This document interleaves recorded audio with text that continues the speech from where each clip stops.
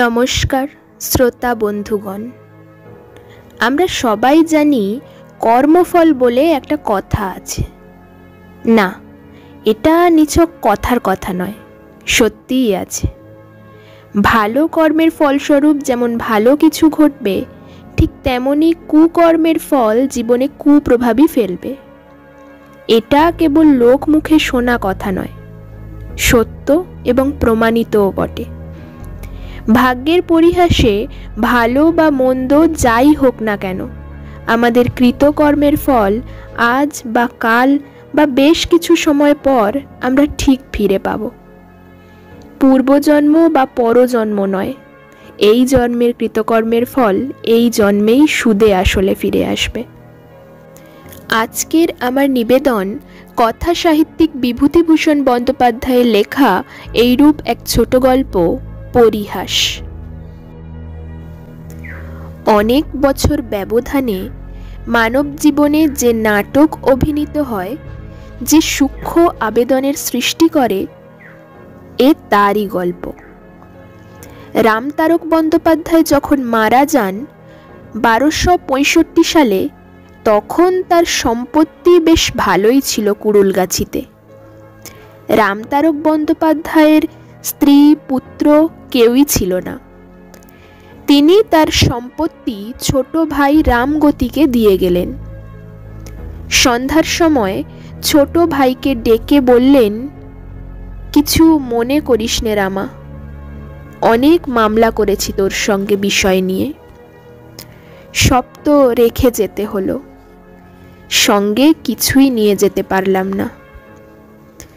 এখন সব বুঝতে পেরেছি ভাই, কিছুই কিছু না, নকলের সঙ্গে আসল হারিয়ে বসে আছি।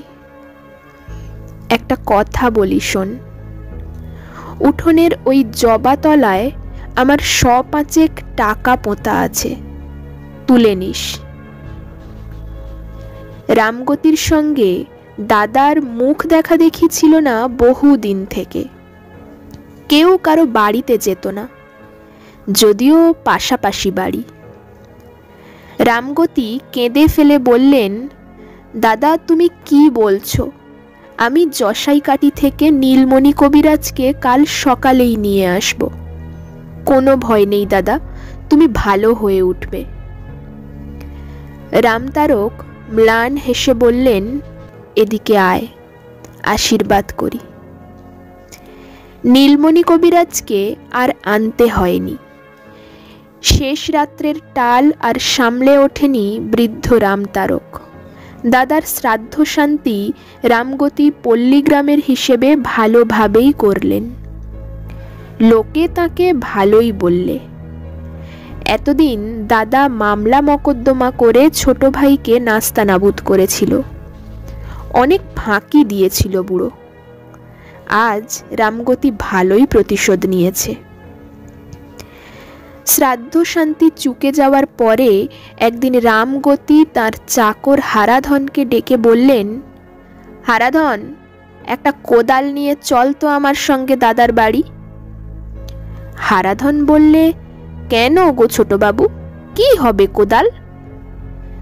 রামগতি বললে, চল না বলছি। দাদার বাড়ির উঠোনে পৌঁছে হারাধনকে বললেন, ওই জবা গাছের তলায় খোঁড় দিকি ভালো করে। চাকর বললে, কেন? রামগতি বললে, দাদা বলে গিয়েছিল টাকা পোঁতা আছে ওর তলায়। চাকর বললে, তুমিও যেমন পাগল, টাকা পুঁতে রেখে গিয়েছে তোমার জন্যে। রামগতি বললে, তুই খোঁড় দিকি ভালো করে, বকিস নে। হারাধন এ সংসারের বিশ্বাসী পুরনো চাকর, অনেক দিন থেকে রামগতির কাছে আছে। মনিবের ওপর অনেক সময় সে হুকুম চালায়। ভালো মানুষ রামগতি হাসি মুখে সহ্য করে। অনেকক্ষণ ধরে খোঁড়া হলো, কিন্তু কিছুই পাওয়া গেল না। রামগতি বললেন, উত্তর দিকে খোঁড় দিকি। আবার খানিকক্ষণ পরে বললেন, পেলি নে, আচ্ছা দক্ষিণ দিকে খোঁড় দিকি। 6 ঘন্টা খোঁড়াখুড়ির পরেও কিছু পাওয়া গেল না। রামগতি এই টাকার ওপর নির্ভর করে দাদার শ্রাদ্ধে কিছু বেশি খরচ করে ফেলেছিলেন। হারাধন বললে, তখনই বললাম ছোটবাবু, ও বড়বাবুর আর খেয়ে দে কাম নেই, আপনার জন্য ট্যাঁকা পুঁতে রেখে যাবে। রামগতি বললেন, তাই তো বললে যে দাদা মৃত্যুর কিছু আগে। চাকর বললে, অমন বলে, রোগের সময় কে কি বলে তাই কি আর দেখতে গেলি চলে। এই ঘটনার কিছুদিন পরে রামগতির মৃত্যু হলো। রামগতির একমাত্র শিশুপুত্রের বয়স তখন মাত্র 5 বছর। রামগতির বিধবা পত্নী ছেলেটিকে নিয়ে চুয়াডাঙ্গায় তার বাপের বাড়ি চলে গেল। যাবার সময় প্রতিবেশীদের বাড়ি বাসন কোসন, পিঁড়ি, খাট, বালতি রেখে চলে গেল। চুয়াডাঙ্গায় রামগতির স্ত্রীর বাপের বাড়িতে শুধু তার এক ভাই ছাড়া আর কেউ ছিল না। ভাইটি মূর্খ এবং গুলিখোর, অবস্থা ভালো নয়, অতি কষ্টে সংসার চলে। গরুর গাড়ি এসে দাঁড়াতেই রামগতির স্ত্রীর ভাজ উঁকি মেরে বললে, কে গা? ও মাঠ, এ যে ঠাকুরঝি। আহা, এসো এসো, এ বুঝি খোকন? এসো বাবা। রামগতির স্ত্রীর চোখে জল এলো। সে যে সংসারে বধূরূপে ঢুকেছিল সেখানকার অবস্থা এদের চেয়ে অনেক সচ্ছল, অনেক ভালো। রামগতির অংশে 30 বিঘা জমি ছিল প্রজাবিলি। কিছু খাজনা এবং কিছু ধান পাওয়া যেত। খাওয়া দাওয়ার অবস্থাও ছিল অনেক ভালো। কিন্তু রামগতির স্ত্রী শিশুপুত্র নিয়ে সেখানে থাকতে সাহস করেনি বলেই দাদার আশ্রয়ে এসে পড়ল। গোড়া থেকেই সে ভুল করেছিল। গুলিখোর দাদার ঘরে সব দিন চাল থাকে না। মামিমা রামগতির ছেলে সতুকে বলে, তোর মামাকে গিয়ে বল ঘরে চাল নেই, নইলে খাওয়া হবে না। সতু গুলির আড্ডার দোরের কাছে ভয়ে ভয়ে এসে দাঁড়িয়ে বলতো, ও মামা। কেউ কথা বলে না। আড্ডার রকম দেখে সতুর মুখ দিয়েও কথা বেরুতে চাইতো না। সেখানে দেওয়ালে হেলান দিয়ে সারি সারি লোক বসে আছে। মুখে তাদের লম্বা প্যাকাটির নল, কলসির কানা ভাঙার ওপর বসানো থেলো হুঁকোর সঙ্গে সেই নল লাগানো। কারো বিশেষ হুঁশ নেই। চোখ বোজানো অবস্থায় গল্প চলছে ওদের মধ্যে। সতু বুঝতে পারত না সেসব গল্পের মানে। তখন তার বয়স 8-9 বছর হবে। মামাকে আবার ডাকতো, ও মামা। মামা আস্তে আস্তে চোখ চেয়ে বলতো, কে রে? সতু বলতো, আমি সতু, মামিমা পাঠিয়ে দিলে, ঘরে মোটে চাল নেই। মামা বলতো, চাল নেই? আচ্ছা বস, এখন চাল খাওয়াবো তোর মামিকে। এমন চাল খাওয়াবো তোর মামিকে বুঝতে পারবে চাল কাকে বলে। আবার আধ ঘন্টা। মামার সাড়া সংজ্ঞা নেই। বেলা হয়ে যাচ্ছে, মামি ভাত চড়াবে কখন?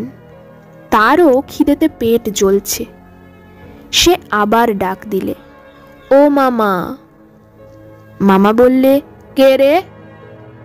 সতু বললে, আমি সতু, চালের পয়সা দাও মামা, ঘরে চাল নেই কিচ্ছু। মামা উত্তর দিলে, দাঁড়া, হাতি বিক্রি করি আগে, হাতিটা বিক্রি করেই তোকে চাল। তো ঘরের মধ্যে ও কোণ থেকে কে একজন টেনে টেনে বললে, হাতি কেন দাদা, আম বাগানটা বিক্রি করে দাও না। আরও কিছুক্ষণ কেটে গেল। সতু ডাকলে, ও মামা। মামা বললে, কি রে? সতু বললে, চালের পয়সা দাও। মামা ট্যাঁক থেকে 2 আনা পয়সা বার করে ওর দিকে ছুঁড়ে দিয়ে বললে, যা, আর নেই, ওই দিয়ে চালাতে বলগে যে করে হোক। এই রকমই ছিল মামার বাড়ির সংসার। মামি খুব ভালো লোক ছিলেন না। ভাত দুটো দিতেন বটে, কিন্তু হাজার মুখ নাড়া দিয়ে আর হাড় ভাঙা খাটিয়ে নিয়ে। সতুর মা ইতিমধ্যে একবার কুড়ুলগাছিতে গিয়ে দেখেন তাদের জমি জমা অপরে দিব্যি দখল করে ভোগ করছে। তার হয়ে কথা বলে এমন লোক পাওয়া গেল না। মামলা করা একা মেয়ে মানুষের কর্ম নয়। দেখে শুনে তিনি আবার বাপের বাড়ি চলে এলেন। সতু গ্রাম্য পাঠশালায় লেখাপড়া শিখে 2 ক্রোশ দূরবর্তী চুয়াডাঙ্গার হাই স্কুলে ভর্তি হলো। কয়েক বছর অতি কষ্টে পড়াশুনো করে সে 2য় বিভাগে এন্ট্রান্স পাশ করলে। তার বয়স তখন 18 বছর। এই সময় সতুর মা পরলোক গমন করলেন। সতুর মামিমা ওকে বললেন, এইবার একটা চাকরি টাকরি দেখে নাও বাবা, সংসার আর চলে না। তোমার মামাও বুড়ো হয়েছেন, তার আর ক্ষমতা নেই চালাবার। মামাতো ভাই দুটি ছিল অজমূর্খ, বর্ণজ্ঞান পর্যন্ত হয়নি। পরের গাছের আম কাঁঠাল চুরি, মাছ ধরা, এই ছিল তাদের কাজ। সতুর চেয়ে বয়সেও ওরা ছোট ছিল, সুতরাং সতুর ওপর পড়ল গোটা সংসারের দায়িত্ব। একদিন ওর মামি বললেন, সতু, একবার যা কুড়ুলগাছিতে। ঠাকুর জামাইয়ের অনেক সম্পত্তি ছিল। ঠাকুরজি অনেক বাসন কোসন পরের বাড়ি রেখে এসেছিল শুনতাম, দেখে আয় দিকি বাবা। সতুর মাও তাকে মরবার সময় একথা বলে গিয়েছিলেন। বলেছিলেন, অমুক অমুকের বাড়ি বাসন আছে, রূপোর খাড়ু আছে। দাদার তো এই সংসার, কখনো আনতে ভরসা পায়নি, উড়ে যেত এতদিন। তারা খুব বিশ্বাসী, আমার নাম করে জিনিসগুলো ফেরত নিবি তাদের কাছ থেকে। বৌমাকে তো দেখতে পেলাম না, বৌমাকে দিয়ে বলবি আমি দিয়েছি তাকে। অনেক দিন পরে সতু এলো কুড়ুলগাছিতে। 5 বছর বয়সে এখান থেকে চলে গিয়েছিল। সে কথা কিছুই মনে নেই। বাবার কথা মনে পড়ে ওর চোখে জল এলো। হারানো শৈশবের কত আবছায়া অস্পষ্ট স্মৃতি মনে জাগে। যেন ওই জানালার ধারে রোয়াকের কোণে বসে বাবা তাকে কোলে নিয়ে আদর করছিল। সেই মুখখানা যেন আজও মনে পড়ে। পুরানো বাড়িতে ঢোকা যায় না। ঘন জঙ্গল উঠোন ঢেকে ফেলেছে। ছাদের কার্নিশে জিউলি গাছ মস্ত বড় হয়ে আঠা ঝরাচ্ছে। বটগাছ গজিয়ে ফল প্রসবের অবস্থায় এসে পৌঁছেছে। তবুও সে পরের বাড়ি থাকল না। জন ধরে বন জঙ্গল কাটিয়ে এবং একটা ঘর পরিষ্কার করিয়ে নিয়ে সেখানেই থাকল। সঙ্গে এনেছিল একটা ছোট বিছানা, মশারি আর বালিশ। যাদের নাম মা করেছিল মৃত্যুর আগে, সেসব জায়গায় গিয়ে বাসন চাইলে সতু। তারা বললে, হ্যাঁ বাবা, সে কি কথা, আমাদের কাছে বাসন সে কবে নিয়ে গিয়েছে তোমার মা, সে কি আজকের কথা বাবা? না না, থাকলে যে দেব না এমন অধম্য কাজ আমার হবে না। না বাবা, সেসব তোমার মা নিয়ে গিয়েছিল। কেউ কিচ্ছু দিলে না। অথচ তাদের অবস্থা ভালো, কোঠা বাড়ি, 2-1জনের দোতলা বাড়ি। সবাই হাসি মুখে মিষ্টি কথায় ফাঁকি দিলে ওকে।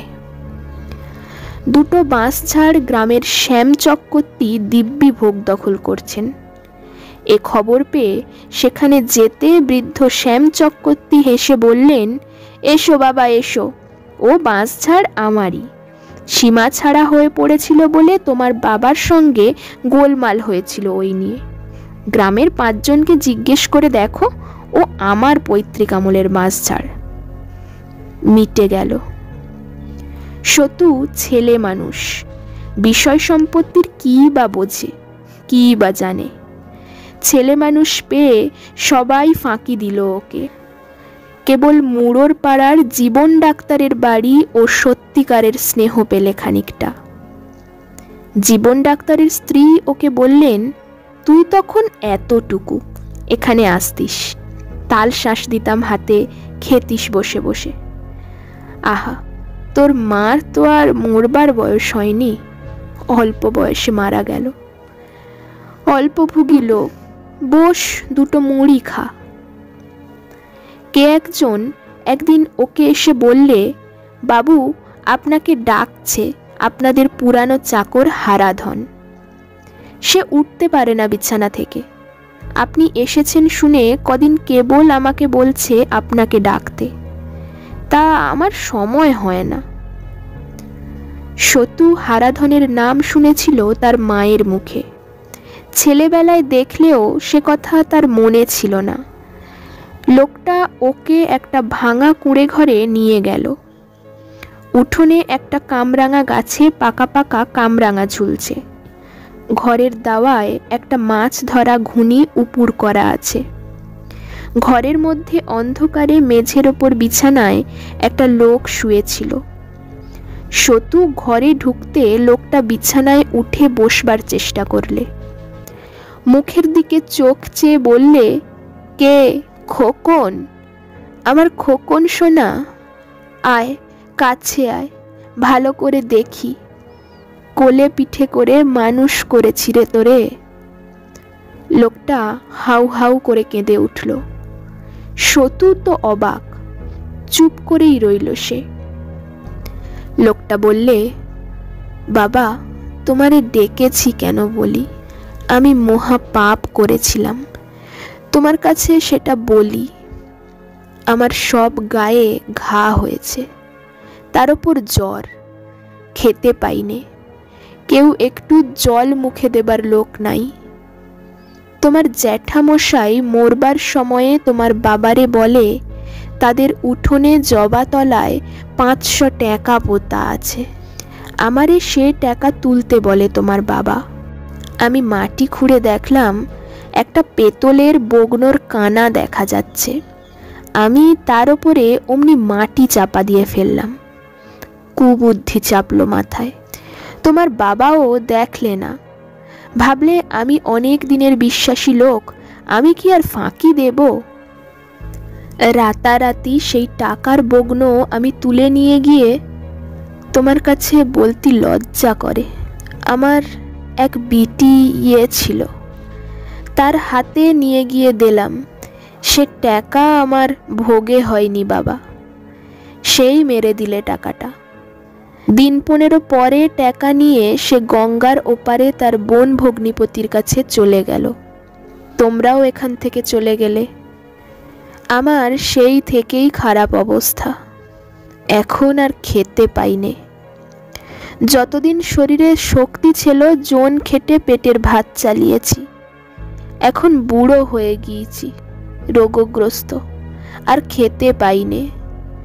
আমার এমন হবেই যে, বিশ্বাসঘাতকী কাজ করেছি, পুরনো মনিবের টাকা চুরি করেছি, আমার এমন হবে না তো কার হবে বাবা?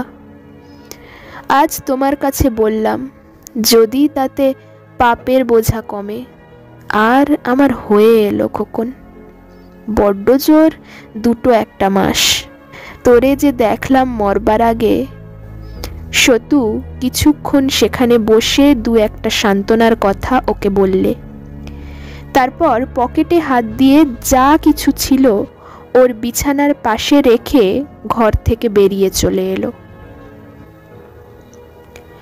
গল্পটি কেমন লাগলো অবশ্যই কমেন্ট করে জানাবেন। ভালো লাগলে লাইক শেয়ার করতে ভুলবেন না। আর নতুন নতুন গল্প শুনতে সাবস্ক্রাইব করে পাশে থাকবেন। ধন্যবাদ।